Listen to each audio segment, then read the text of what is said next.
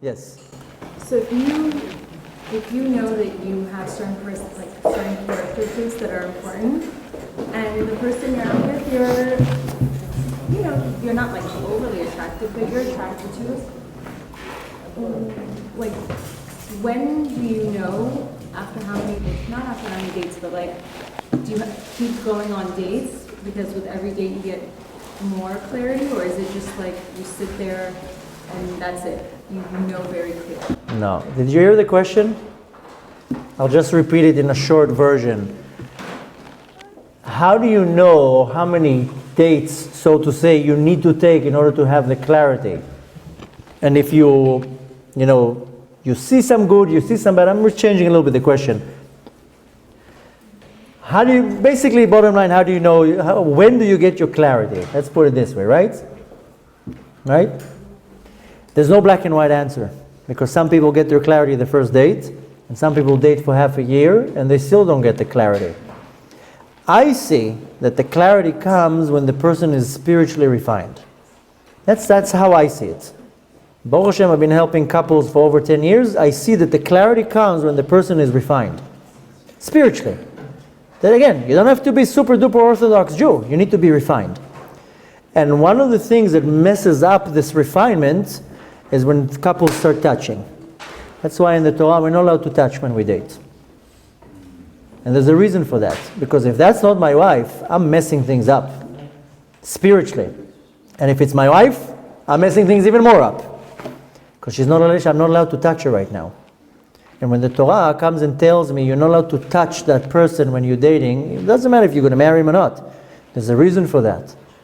Going back to the same concept of this spiritual spark that each and every one of us has, you're not allowed to. It's almost like eating from the food. You have this beautiful buffet, and you come in and you're tasting the food from the buffet. So, spiritually, when the man and the woman, then they start touching each other, I'm not talking about intercourse, I'm talking about even touching. It messes things up. That's why the problem in our generation, people meet, first of all, there's the physical attraction and the physical relationship, and then they're trying to build some type of relationship above that. And half of the relationships are based on appearance. That's one of the problems. You have to have attraction. Don't get me wrong. If you're not attracted to your other half, there's nothing to do there. Has to be attraction. Wait. But that's not the base for the relationship. Now, to really answer you about the clarity, there's no black and white. I know people that after the first date, they're like, that's it. How do you know? I just know. And some people, they go for a year and I can't figure it out. I find that the clarity comes the more the person is refined spiritually. The person is refined spiritually, there's no schmutz, there's no dirt spiritually, they see things clear. That's how it works. That's how I see the success rate. And unfortunately, there's no success rate when the person is not following the rules of the Torah, let's put it this way, then they find themselves in this turmoil of a problem. And I know this is not something that people like hearing, because people think, okay, it's not fun. What, you're giving me now these strict rules? But the more you refine yourself in the spiritual level, then the clarity comes. So you're saying, okay, like we were talking before, you don't have to have, 100% perfect. You see all the good. The good has to totally overpower the bad. You can't marry somebody because, one thing is good and the rest is bad. The good has to overpower the bad. But there's always going to be something that's going to make it a little bit bitter. The best ratio is probably like 75-25. 75 has to be good. 25, okay, I'll deal with it. And that's the problem. When people are not willing to give up this 25, they're like, no, I'm not backing out. I'm not backing off from this. So again, to make a long story short, the clarity mainly comes when the person is spiritually refined. And unfortunately, there's no black and white. I can't tell you, from date 1 to date 7, it's like this. Date 7 to date 9. No. Depends on the couple. Depends how they conduct the dates. Some people, the first date is, yalla. It's not good. I'm sorry I'm being so direct, but that's the reality. And then it puts too much confusion. Excuse me? It answered my question. But the point is that it's not only for you, it's bichlal. The clarity has to come. Why, the Torah tells you not to be connected physically during the dating process? Because that's what puts the confusion. I like him, but I don't like him. And that's the problem. That's why the Torah is being very clear. Hold yourself. If it's your other half, don't worry, you'll have enough time to be with him. And if it's not, why do you need to get into this headache? Isn't that kind of contradicting in a sense to physically? Because if you control yourself, how do you know the girl is, because she wants it too and you want it, if you have the control, how do you know that she knows that you want her physically? Because marriage is not based on anything physical. And if you're basing the date and the marriage on the physicality, that's a mistake. But you can also talk about it. You can talk that you don't have to be physical. For sure. You can talk about your attraction. You don't have to. First of all, kiss. Yeah, but that's just words, no, first of all, let me tell you. You can say how you're not going to say how you're attracted, but you can say how cute and how you Let me tell you something else. I'll answer you. That's what's proving. I could be attracted to all the girls here sitting here. No, So let me what tell is, you. What does that have to do with it? I'll tell you. When does a real attraction? Yeah, physical attraction, that's what I'm saying. You have to show it. No. When there's real physical attraction, you feel it. What? You feel it. In what way? You can't touch her, so how can you? That's why you feel it. Or she can't touch you, right? It's not. Well, it's mutual. If you can't touch her, she can't touch you. It's mutual. Yeah, but you get to the spiritual through the physical. It's connected. No, you're messing everything up now. talk about spiritual. You're messing everything up. I'm going to answer you. Messing it up. To talk more specifics about when you say the spiritual. Because if it's love, Wait, one by one. physical, then if it's love between you and her, it should be okay then, right? So why do you have to wait until after marriage?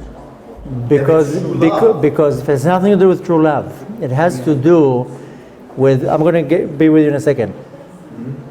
It has to do with not opening your birthday present before the birthday. You open the birthday present before your birthday, you ruin the party. It's going to get ruined anyways. Because you're Why? going to do it the rest of your life, right? No. The thing is, this is you kind of confuse everything here, but the point is, spiritually right now, not only physically, spiritually, when a man and a woman are together, when they're not allowed to, they mess things up. That's it. Whether it's the other half or not.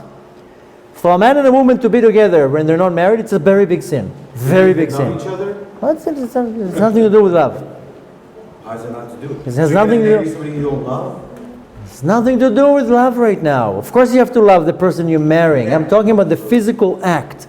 If physically a man and a woman are together and they're not married, that's a sin. For anyone. It's a sin. Let's continue this maybe afterwards. Because how is that a How do you sin? prove it's a sin? How do you prove a sin is stealing is a sin? Then how is it sin, right? Is stealing is stealing is a sin? Huh? Stealing is a sin? Yes. How do you can prove it? Love is then you saying is a sin, right? Then that's a fine line between lust and love. Then there is a fine line. Because if you think I'm not talking about love. I'm that's talking sin. about marital intercourse. I'm talking about physical intercourse. I'm talking about Is love. that lust or is that love? It's physical intercourse. There's nothing to do with love or lust. There's a fine line between. There's no line there. Physical intercourse is a physical intercourse. Rabbi, if we could have this maybe Yeah. one later. And we'll do one-on-one. Yes. I wanted to, if you could talk a little bit about assimilation, especially in our day, and kind of any thoughts or like anything that contribute to that. That's a very long one. Let's see if there's any short one. But I want to get to that because that's extremely important. Yeah. To answer your question, I think how do you know when you see the person and when you feel it? I think having to talk about values, goals that you have in common, witnessing the person that you see that you want to accomplish in the future together. I think when you have shared goals, there's something to work towards. And to talk about like spiritual cleansing, as we talk about, I think when one learns about like their midot and their character traits and learning Zohar, these are ways like the actionable ways that people can take control of their learning so they can help perfect themselves. For sure. You know what you're saying. You're saying something very smart. It's kind of going to answer also you. When you go on a date and you're looking at the lust you're not going to get anywhere. You have to put... There's a fine line between Forget, love okay, and I'm love. just joking. I'm sorry I woke you up. When you're sitting in a date, you want to look at the other half like a train track. Train tracks are 100% parallel. If you move a train track 1 millimeter down the line, they'll start separating. So you want to make sure that the person you're sitting in front of you is parallel. If that person is parallel, you're never going to be separating away from each other. And being parallel is exactly what you're saying. That you see, okay, can I be with that person in 40 years? Are we going to think the same way in 40 years? Because you can change the city you live, you can change your job, you can change your house, you can change many things. But if the two people are very parallel to each other in their opinions, in their thoughts, in their beliefs, most likely they're not going to start splitting away. And that's where marriages stop working, because it starts splitting away.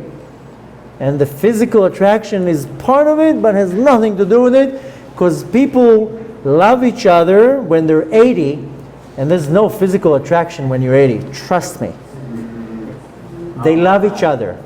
They spend time with each other. They love each other. They hold hands. You see this old couple holding hands. They don't look at each other how she moves her tuchus when they're 80. Love. That is parallel. Now when you sit in a date, you want to see these, I don't know if there's even a word, parallelities, but parallels. That's what you want to see. That's kind of what gives you some type of clarity. You're saying, are we parallel here? Or in 5 years things are going to change because of the mood and the climate. So hold on. I want to get to some other people. What's about the Torah though? If you were able to control and fine tune it, then can you find your true love? Or not really? No, there's nothing. It's a lie. You're not going to get rid of him. Well, then how are you? No, I'm saying the one in a if you control Yitzhar in a sexual way, are you able to get the pure Dinner? will that you want? So wait, so we're going to do dinner. Is it a quick question or is it Yes. No, to what extent should you be annoyed by the other half, by your other half? You don't want to be annoyed. The right relationship is that they're not annoyed at all. I'm not annoyed with my wife. We have things that we don't necessarily see eye to eye or don't agree with, or certain character traits that I don't like, but we don't annoy each other. You don't want to be annoyed at all. That's the real marriage. Now I'm talking to get you into the chuppah. How to tolerate the other half, that's a different lecture. But you want to get to a point, the real marriage, that nobody's annoying anyone, that you live side by side with a person that you appreciate, that you admire, that you like. That's what you want. Don't settle to an annoying person and say, okay, let me see how I can tolerate that person. It's not a test of tolerance. The reality is that when you're looking at the list of demands, you have to be realistic. And you're saying 70-80% is very good. 20%, I'm not crazy about it, but I learned to tune myself to that person to make a point that it's not going to annoy me. If it's annoying me, that's my problem, not my other half. So you're saying you cannot control your